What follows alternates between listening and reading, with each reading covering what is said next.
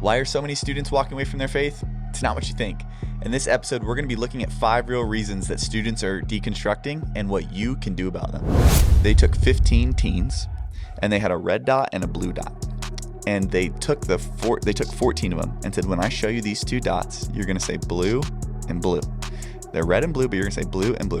So they took them, put them in the room with the 15th who had no clue what was going on. And they always made sure to ask the 15th last. Yeah. So they said, what color is this? Blue, blue, blue, blue. They got to the 15th, obviously blue and red. What percentage of the 15th student do you think said blue and blue? What percentage do you think lied? Oh man, I'd say a high percentage. Okay. Was it 100%? 80%. 80%? 80% said blue, blue, even though they knew it wasn't. They did the same study years later, but they changed one thing. So I was looking through my Instagram feed, as always, Facebook feed, and saw a video. I thought you were a Christian. I know. I try. Well, I'm not on Snapchat, I can honestly say I've never been on Snapchat. Snapchat came out when I was in high school, so I was on it. Shame on you. But no, I don't know. Not for nefarious activities. It's kind of, I would say it's declined, right? There's like students still on a lot. It's still upticking. Like, that's how they text each other. They don't actually text. They just snap each other. Yeah. Why don't they just text? Because parents can see text. Yeah. If I had $1 for every time a kid told me, hey, I need to show you something, and it was a snap message instead of an actual iMessage, okay, I'd be a rich youth pastor. All right, there you go. But anyways, I saw a video by John Mark Comer, who is somebody that doesn't come up on this podcast much, not because, anything other than... He's actually Anglican. Huh? He's an Anglican pastor. He's a pastor at an Anglican church. I did not know that. Yeah. Again, I watched this video and thought this video was good. Yeah. I want to read Ruthless Elimination of Hurry. My sister's read it and thought very highly of it. Mm-hmm. So I want to get around to reading that. But anyways, he is kind of one of those, like, he's a very deep thinker. Yeah. And so they were talking about deconstruction. And he offered some reasons for why this is, but I wanted to share a stat. So overall, this is according to Barna, State of the Church 2025, overall 42% of U.S. adults say they have deconstructed the faith of their youth. So that doesn't necessarily mean that they have left the church. Yeah, or even walked away from their faith. Correct. But it says overall 42% of U.S. adults say they have deconstructed the faith of their youth. Of today's Christians, 37% have deconstructed the faith of their youth, with little difference whether they're practicing or non-practicing Christians. That means more than 1/3 of committed church-going Christians relate to the idea of having deconstructed the faith of their youth. Now, deconstruction is kind of a buzzword that gets thrown out there a lot, and so we need to be careful what we mean by this. There is deconstruction that is, I leave the church, I leave my faith. I deconstruct my faith to the point where I no longer hold to, basic Christian beliefs. Mm-hmm. There's also deconstruction that might be, hey, I grew up in a very legalistic church and I have deconstructed some of those beliefs, but now I might have deconstructed to the point where I might actually, hey, okay, now I'm looking for what is the actual, biblical opinion on this. So it's got a very negative buzzword, and I understand why, and I use it in a negative way too, but leave room for there is somebody who they might have deconstructed, and that word is loaded and has, a lot of connotation there, but they might have actually deconstructed and ended up in a healthy place. But the majority, and what we're going to be talking about, is somebody who has deconstructed from basic Christian beliefs, and is now in a place where they've either left the church or they're not a part of a church or they're picking and choosing between basic Christian values. Yep. What have you, before we dive into the 5 things that John Mark Comer suggests, what have you seen in terms of the rise of deconstruction? Is that something that you've seen, personal stories? Yeah, because I've known even famous Christians that have done that. Who are, the lead singer of Skillet, was that one of the ones who? I don't know. I think he's... There was a major Christian rock band. Derek Webb.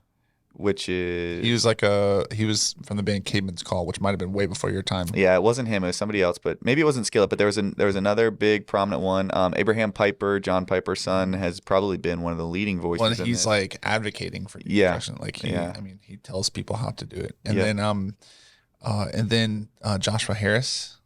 the I Kiss Dating Goodbye. Like this is probably way before. Yep. No, okay. Yep. Yeah. So there's there's been, I mean, those are just ones that come to the top of mind, but yeah. So some of that is as I've paid attention to it, like when I've heard people explain why, it's rarely about Jesus. Well, which I think we're gonna get into. It's usually about like I've been hurt by, or like I just don't like Christians, or I don't like. Heath, you always steal my thunder, man. I'm just saying, like that's yeah. I mean, and I think that's I think that's telling too. So like even students that I've known, you know, that have grown up in the church and they've walked away from their faith or deconstructed their faith, is like, and that's how they've put it. You know, is they, you know, I rarely see that they had any genuine faith, like you know, in the first place, but yeah, but we'll see. I mean, I'd like to see John Mark Comer's five reasons. Well, I think they all have to do with, I mean, or they don't have to do with Jesus. Like, so okay, so it's interesting. So we'll dive into this. So for each of these, we're going to share the reason he gives, and then we're going to add our own kind of, okay, so what do we actually do in terms of student ministry, localized to student ministry? What do we actually do? And a couple of scriptures to kind of maybe give us some encouragement in this. So the number one reason that John Mark Comer gives for deconstruction is church hurt or trauma. So many people deconstruct because they've been wounded by church or religious culture, abuse, hypocrisy, judgment, which breaks trust. And so that's what that would be my main experience with this as well, is that reason. Yeah, and Carrie Nieuwhof, Christian thinker, says the number one reason people leave church is not theology, it's pain. And somebody once said, I think it was actually an atheist or something, and he said, Christians, I have no problem with your God. It's you I have a problem with. And so we see that there are many people who have deconstructed their faith, not because they, not because they had a falling out with Jesus, but because they had a falling out with his church. Now, this is one of the things that we have to come in and understand. It's like you can't separate Jesus from his church. Like it's just not. Now, there's nothing salvific in the church, right? No. There's nothing perfect in the church. But to say that, hey, well, I follow Jesus, but I don't, you know, the local church isn't for me, is like, then you don't follow Jesus. It's not to say that you're not you don't have eternal life. I don't know. But following Jesus is being a part of the local body of a church. Well, I see this one or two thoughts on this too.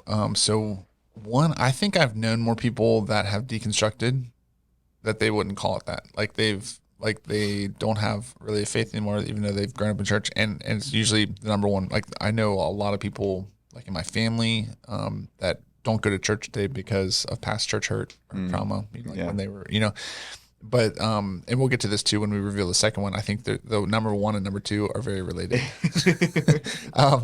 But yeah, that's a really interesting quote by Carrie Nieuwhof. The number one reason that people leave church is not theology, it's pain. Yeah, I see that.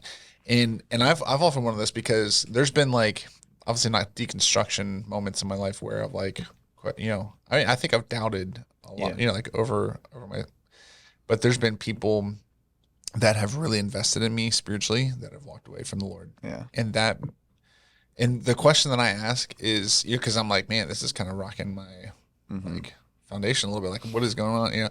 And the question that I ask myself, you know, when that's happened at different seasons of my life has been, if I walk away from my faith because of someone else's walking away from faith, or like because of the mistreatment of someone else that's claimed to be a Christian or whatever, what was my faith actually in? Like, like was my faith in them? Yeah. And like, that's what, you know, in other words, like when I see, because you see like pastors fall, like they, you know, it's not uncommon. And then people just like walk away from their faith. And I'm like, what was their faith in? Like, was it in that pastor's performance or like what, you know, and I understand like that can still be like hurting, like it can still be a big deal. But that's what I wonder, like in those moments, because I've had to ask myself that question too, of like, wow, like, am I wanting to like question God because of that person's actions? Then what was my view of God then? Like, you know, and so I think this, that's a question that I often wonder when I see that, because of church hurt. If they walk away from their faith because of church hurt, I think their faith was maybe in the wrong place. What if your students could share the gospel more in 1 month than they would in an entire year? That's exactly what our Mission 126 Evangelism Challenge is designed to do. At Beyond the Youth Room, one of the things that we love doing is equipping youth pastors and leaders with free tools and resources to mobilize their students to take the gospel to those that need to hear it. And in January of 2026, we're launching our Mission 126 Challenge, which comes from Colossians 1:26, that says that the mystery has now been revealed to us, the saints. And we don't want to keep that mystery that's been revealed to us to ourselves. We want to share that with everybody. And so in our Mission 126 Challenge, we have 1,000 spots for 1,000 students to be equipped, trained, and mobilized to share the gospel 10,000 times. We do these monthly challenges here at Beyond the Youth Room, and we are amazed to see the fruit that comes from them. On average, a participating youth group will increase their gospel conversations 313% month over month. And the fruit continues to play out year round. A couple testimonies from our last challenge we did in October called our Talktober Challenge. Joseph in the Philippines said that, quote, "The Talktober Challenge was profound in spiritual success. Despite initial hesitations, this led them to boldly own and share their faith, and the results were life-changing." He says students engaged everywhere from sharing face-to-face with strangers to leveraging platforms like TikTok and other social media platforms to connect with people. Ryan in Ohio said 2 new students who have only been attending for about 3 weeks jumped right in and took the challenge to a whole new level. One young lady is shy when it comes to conversation with strangers, so she wrote the entire gospel presentation in a notebook and would go through it with people. She personally has shared the gospel with over 20 people already. They brought their friends and her boyfriend last night as well. And so we see time and time and time again stories like these from across the nation and even internationally of people who engaged in the challenge. What the challenge is we'll provide you with a sheet that gives 10 gospel starter ideas, as well as a bracelet with the gospel acrostic on it and 10 beads. And each bead represents a gospel conversation. And so students put the beads on that bracelet, and then as they have those gospel conversations throughout the month of January, they give you a bead for each gospel conversation they have. At the end of the month, you count them up and you celebrate what God has done. And so if you want to participate with your youth group in the Mission 126 Challenge, spots are limited and are already filling up. And so if you want to go ahead and grab your spot, click in the description below, find that Mission 126 link. We'll send you a media kit. We'll send you the bracelets, the beads, the gospel starters, all straight to your door free of charge because of generous donors. And so go ahead and grab your spots. You just let us know how many kits you need, how many students you're going to equip to take this challenge, and we will be happy to do that and then celebrate the results together. So go ahead, pause this video, pause this podcast, check out the link in the description below, no matter where you're listening or watching this, and go ahead and sign up to join the Mission 126 Challenge today.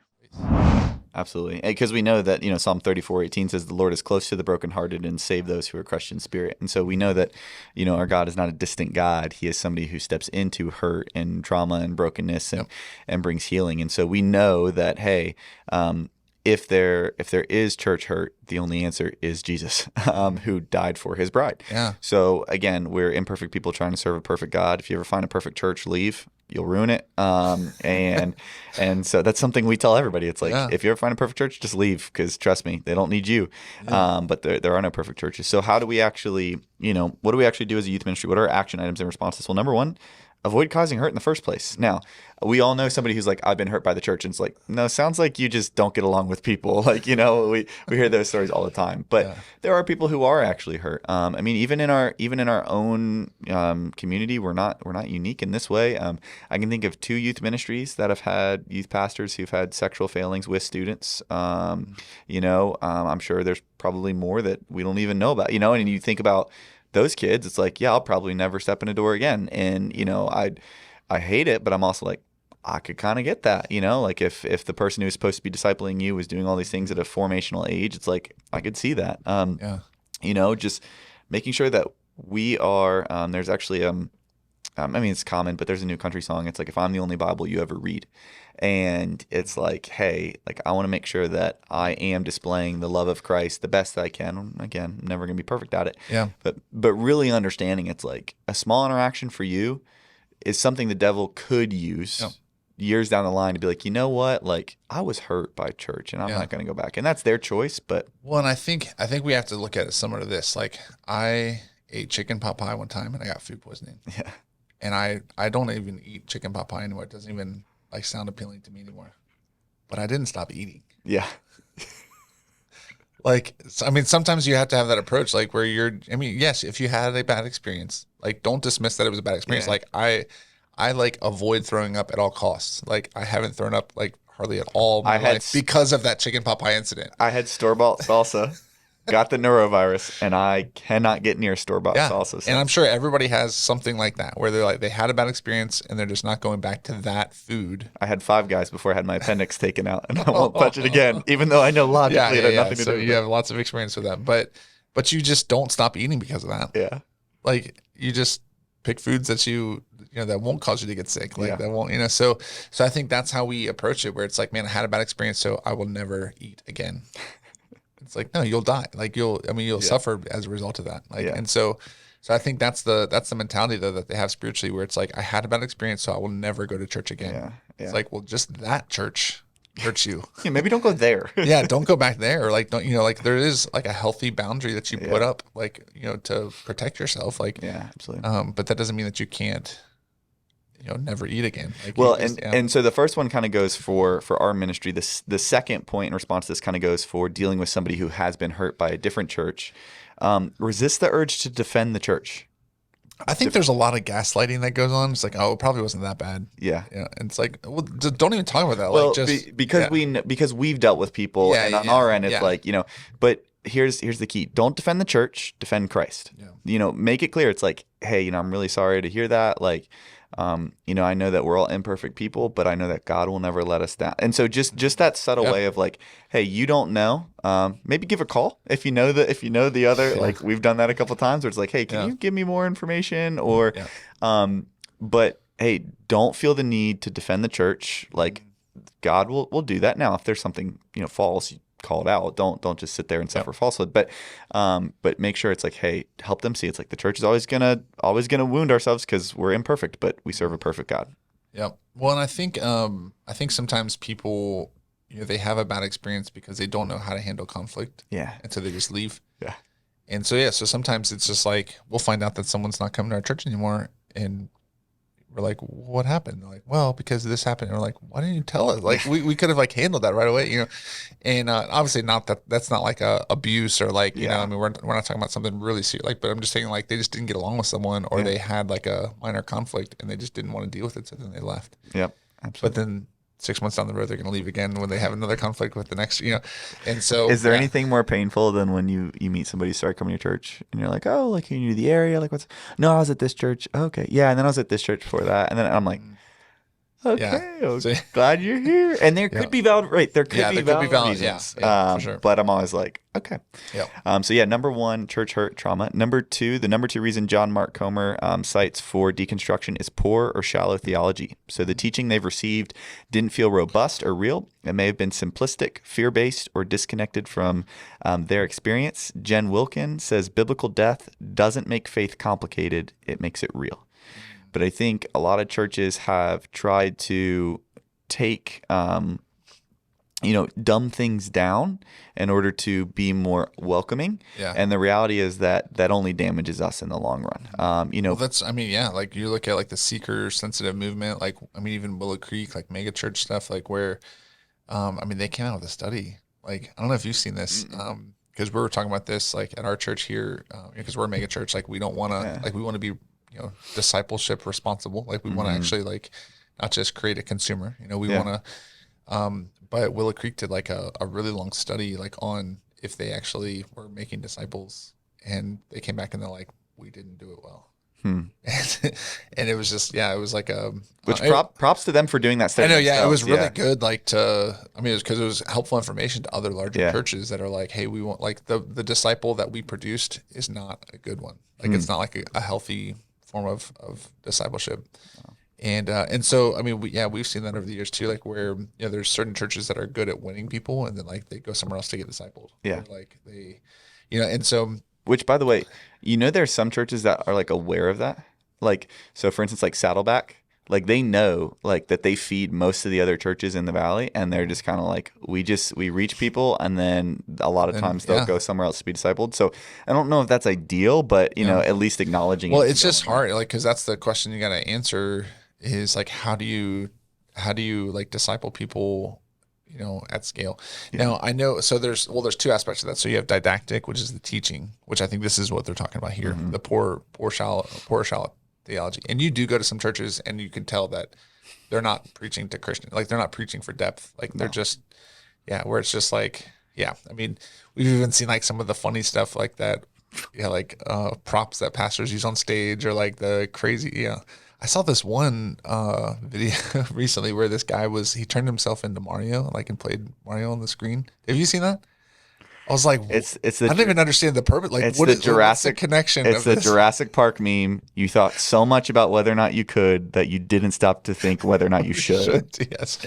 Yeah. So I think there's that. But then, the other issue that we're always, wondering as our church is like, I feel like we try to preach, biblically with biblical depth, but the relational discipleship. So there's didactic and then relational, and so relational discipleship is hard at scale. Like that's hard to do. It is. When you have a lot of people. So yeah, and now biblically we know Colossians 2, excuse my 6-7, but Colossians 2, 6-7. Therefore, as you see my son right now.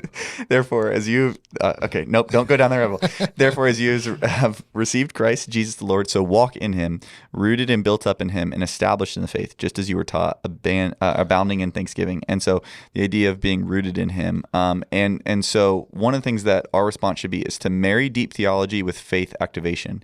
A lot of times, so shallow theology without activation won't survive serious questions. Deep theology with no activation won't make a difference. So a lot of people, they have, seeker sensitive, they and a lot of, youth ministries, because we're dealing with younger ages, right? We give them, hey, we just want to make sure that they know all the answers to all these different questions. It's very shallow theology.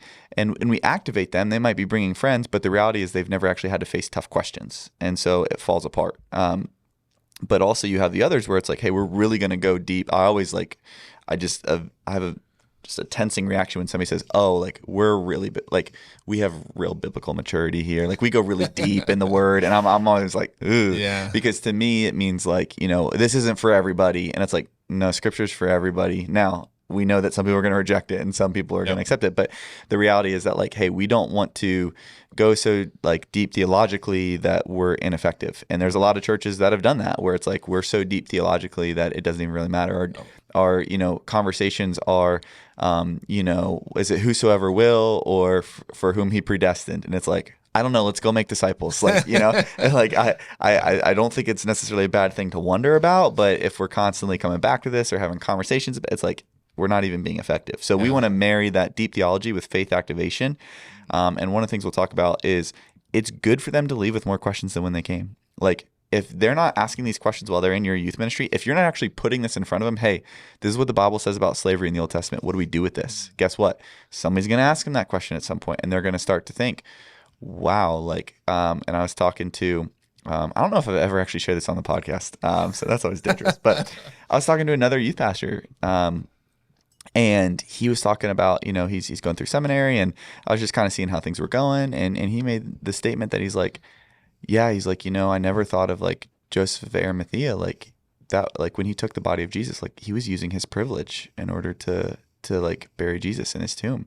Like, how did that make Mary and Martha feel that here this guy came and just like took the body and like buried him, and that was his privilege? And I was just kind of like, what? Like, how do you get there, right? Because it's like, that's culturally, that doesn't even make sense. Like that, that's taking like what you see in our culture and overlaying that over biblical culture. Like no, they couldn't have buried him. Like I was just like, what are you talking about? But it was this idea that like, he was taking, he didn't really understand the context behind it. He didn't understand what was actually going on there. He was just kind of seeing what he thought and thought, oh, that must be how everything works. And it's like, no, we need to actually go in to say like, okay, why did Jesus do these things? What is the symbolism behind this and all these things? So I don't know, but it's just kind of going with that, where it's like we can't just take our day and age and just transpose it over there. And so if we take the Bible and rip it out of its context and bring it over here, it's like it's not going to work. We need to marry that deep theology with activation. Hey, would you do us a quick favor? If you enjoy the Beyond the Youth Room podcast, if you enjoy our free resources or our content that we put out, would you just do two simple things? Would you just subscribe wherever you're listening or watching this podcast, whether that's YouTube, Spotify, Apple Podcasts, regardless of where it is? Would you just do us a quick favor and subscribe? It helps us to continue to take this message to more youth leaders and provide them with free resources, training, and equipping so that the gospel may go forward. So number one, subscribe. And number two, if you have not joined our free online community, the Youth Ministry Mastermind, yet, what are you waiting for? Go ahead and join that community below.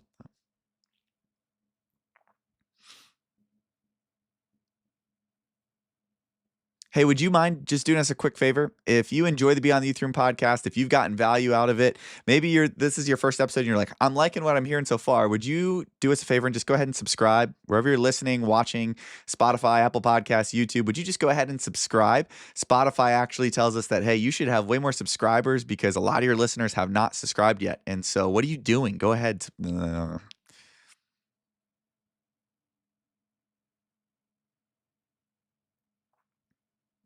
Hey, would you mind doing us a quick favor? And that is, if you have enjoyed the Beyond the Youth Room podcast, if you've gotten value out of it, if you listen in every week, or maybe you just pop in every now and then, but you gain valuable insights, resources, training from this podcast or our other content, would you go ahead and just subscribe wherever you're watching or hearing this right now? That helps us take this message to more youth leaders who desperately need to hear it. And so whether that's YouTube, Spotify, Apple Podcasts, whatever platform, would you just go ahead, do us a favor and click subscribe, and that'll help us continue to grow this platform. Not only that, if you have not yet joined our Youth Ministry Mastermind, it is our free online community for youth pastors and youth leaders. And it's the central hub where you can get access to all of our resources, all of our training, all of our best tips and practices, and all of our content. And it's free of charge. And so if you have not yet joined that Youth Ministry Mastermind, go ahead, follow the link in the description below and join for free today. And when you join, we will reach out to you and set up a time to talk just to hear what God is doing in your ministry and see if there's any way that we can serve you. So go ahead, subscribe, and then join that Youth Ministry Mastermind if you haven't already. And then we hope you guys enjoy the rest of this episode. Well, I love number 3. I don't love number 3, but I'm saying it. I think this resonates too. And sometimes it's this, but it's masked in one of the first two. Yeah. Do you know what I'm talking about? So the third one is a desire for freedom or to sin without guilt. Mm-hmm. And I think they justify leaving a church or deconstructing their faith because they it's like, well, someone hurt me. So that's where, but really it's just, they want to sin. Like they just want to, yeah. And so this, for some of this process is triggered by a desire to live differently than what they've been taught. And so especially if what they've been taught felt oppressive or constricting. Mm-hmm. But I love this quote by Charles Spurgeon: "Sin is not a toy to play with; it's a tyrant to flee from." Mm-hmm. So realistically, we know from Scripture, like sin is actually the slavery. Yeah. That's the binding thing. So it's not freedom to sin; it's freedom from sin. Is what Christianity offers. Yeah. And Galatians 5:1 says, "It is for freedom that Christ set us free. Stand firm then. Do not let yourselves be burdened again by a yoke of slavery." Mm-hmm. So there's tons of imagery like that in Scripture about the slave being set free from sin. We need to let students see the ugliness of sin, talk about real issues, don't sugarcoat it, because sin might actually be fun for a time, but it's always the realistic consequences and the long-term effects of it that we often don't see in the moment. Yeah. But I've seen that too, where people just want to live a certain way and they justify it by saying they've been hurt or that church doesn't teach that, teach very solid theology, Well, we see this with, in our own ministry recently. We had a case of a young man who, he and his girlfriend were 16. She got pregnant. He had just become a Christian a few months ago, and she wanted to have an abortion. And he was just like distraught and heartbroken. He was like, I have sonogram pictures of, our son or daughter. They didn't know which. And she ended up having an abortion. And so it was like this thing that's kind of like out there that, we talk about in our youth group, but like just sitting with him and walking through the brokenness, it's like, I wish wish everybody could see this. Like, I'm not going to take his story and be like, this is what it is. But like, man, if you just saw this, if you just saw the brokenness that was going on in this young man's life because of this, you would think differently about these issues. And I think a lot of times we like to kind of be like, well, we're going to mention this, but it's like, no, let's open it up and let's respectfully and tactfully and strategically say, like, you need to see the ugly side of sin, because so many times we try and protect kids from the ugly side of sin. And so sin becomes, something that's like, oh, well, they weren't hurt too bad by it and they weren't burned and I can handle it and I can do this. And it's like, no, you haven't actually seen like what comes out of this many times. We see this in our culture. It's like, if you're going to have the abortion argument, it's like, well, what about rape and incest? And it's like, okay, well, would you agree that like abortion should be banned outside of rape and incest? They're like, well, no. And it's like, so this isn't a good faith argument. Or even if they said yes, it's like 99% of abortions. So it's the same thing. It's like, well, I've been hurt by the church. It's like, okay, well, hey, I'm really sorry to hear that. Like, if you could find a really, healthy church, like, would you? It's like, well, I don't know. And it's kind of like that Pat Bet David clip where the guy's like, I've applied 400 places. And he's like, I'll give you a job. And the guy's like, well, what would I be doing? And like, and he's like, so you don't actually want a job, like, and it's that same thing where it's like, they don't actually want biblical accountability. They don't actually want this. And for that, to me, when you actually realize that, now it's freeing, because now it's like, oh, what did we do? It could just be as simple as like, they just didn't really want, the truth. Yeah. The number four reason John Mark Comer cites for why deconstruction occurs is cultural and worldview pressure. So they encounter ideas, lifestyles, beliefs, and broader culture that challenge what they were taught, creating dissonance between church version and real world. Lifeway research says most students don't abandon their faith out of disbelief. They drift away out of disconnection. And so they become disconnected from what the church teaches. And I think there's a statistic that says 62% of young adults feel pressured to abandon biblical stances from friends. So they're very much, going into the marketplace of idea, and they're thinking like, I don't know if this, like, somebody might be upset if I say this or things like that. And so they have to wrestle with that. And we know Romans 12:2, do not conform to the pattern of this world, but be transformed by the renewing of your mind. And so we want to create positive pressure. It's always so funny when people are like, we shouldn't put pressure on kids. It's like, pressure is bad. It's like, no, there's always pressure. Like, pressure actually causes us to grow. So it helps. Forms diamonds. I was going to go there. What is it? So we help students see that others are counting on them to live for Christ. Help them feel a part of something bigger by setting bold visions and turn the ministry over to the student. So help them see it's like, you don't operate in a vacuum. Like, if like, courage is contagious, but cowardice is also contagious. And so when you stand, have I ever shared with you the DOT study that they did? So I was through a counseling training we're going through, somebody shared this. So they did a study about 20 years ago, maybe. They took 15 teens and they had a red dot and a blue dot. And they took 14 of them and said, when I show you these two dots, you're going to say blue and blue. They're red and blue, but you're going to say blue and blue.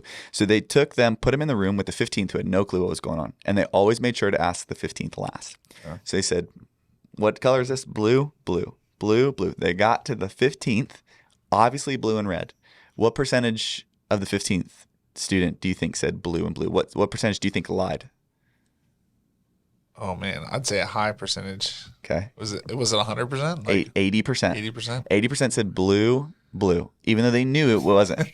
They did the same study years later, but they changed one thing. One of those 14 early students, they said, we want you to be honest. We want you to say blue, red. So they'd go blue, blue, blue, blue. That student would go, who was in on it, blue, red. They'd say the truth. Then back to blue, blue. Then when they got to the 15th student, that 80% who said blue, blue dropped to 40%. Wow. One student stating what was true made a 40% difference in those who followed behind them. And so we shared that with our students. It's like, look, like just you being willing to stand for what's right is going to have a huge impact on people that you might never even know that you had an impact on. I'm going to use that. Yeah, absolutely. Absolutely. Really I love it. And so what it did for me is it helps them see it's like, no, you don't operate in a vacuum. People are counting on you. People are depending on you. Your actions do matter to others. But when we kind of put them in a vacuum and be like, well, that's just between you and God and it doesn't really matter. Now all of a sudden they don't really realize, hey, if I walk away from this, like, what is that going to do to my community, my life, like all these things? There is positive pressure in like, I really have to think about this rather than just like, oh, nobody will even care if I do this. So Yeah. You want to handle number 5? Yeah, number 5, spiritual warfare or existential questions. So internal spiritual battles, so doubts, identity questions, the sense that something deeper is at stake, not just rules. Mm-hmm. And I can see this too, where there's a combination of some of these, but I'm seeing this now like with identity questions. Yeah. Where if the church or like if scripture is telling me that the way that I feel, like if it's, you know, homosexual or transgender, like if they're saying that that's wrong, then I don't know if I can believe that anymore. So like it's because they feel like that's part of who they are. Yeah. And so when people experience doubt or spiritual struggle, the most common response from the church is silence. Left alone with their questions, they may wander away from faith rather than toward deeper understanding. It's from Barna Research. Mm-hmm. From Barna Research. And we want to, you know, look at Jude 22 and 23. Be merciful to those who doubt. Save others by snatching them from the fire. To create a space for students to wrestle with doubts or to ask questions. Mm-hmm. But then, just lead with prayer. Like pray like that. The Lord, just can, you know, keeps them and that they can have those questions asked and answered. And so I think, even we've seen this too. Like we've talked about this a lot on this podcast too, about even programming questions or even just how we lead our programs, like to have sermon, series on Q&As or like to tackle tough questions that students are wrestling with. Mm-hmm. You did that the TikTok Theology, where it's like you addressed a lot of this. We've brought it back and made it permanent on Sunday nights now. Really? You do it every Sunday night? We started doing it every Sunday night. Or is that like your main? No. So what we've started doing on Sunday night, and it's actually in response to this, because what we found is, and interestingly enough, so the next episode on the podcast, so if you're listening to this and you might have to wait a week, or if you're listening to this later on, jump straight to the next one in a second, is the 5 trends that will shape 2026, the future of youth ministry. And one of those that we've looked at is, I think we're going, because of this, students can find great information anywhere. So for instance, like if they want to actually ask that question of what's the difference, how do I handle the LGBTQ question in light of Christianity? Mm-hmm. There are people who are way more polished than I am. There are people who are way, just more intelligent, know scripture better than I do, who would be actually better to answer that question. Yeah. But the advantage that I have is they can actually ask me the question personally. Mm-hmm. And we can have a dialogue about it. And so one of the things that we've gone towards is, how do we continue to create space for dialogue in our ministry, not sitting and listening? And so Wednesday night, we have a lesson. So that's kind of that traditional didactic teaching, but it's followed by small groups.